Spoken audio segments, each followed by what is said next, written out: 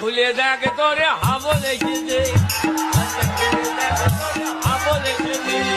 এ বাবু, তুই পড়ার থেকে বাড়ি চলে আসছিস? আয় বাবু আয়। হ্যাঁ বাবু বল। মারে কি হয়েছে তোর বাবু? বল, তোর খুব খিদে পেয়েছে তাই না? মারে এ মা মারে, এছাড়া অন্য কিছু থাকলে বল।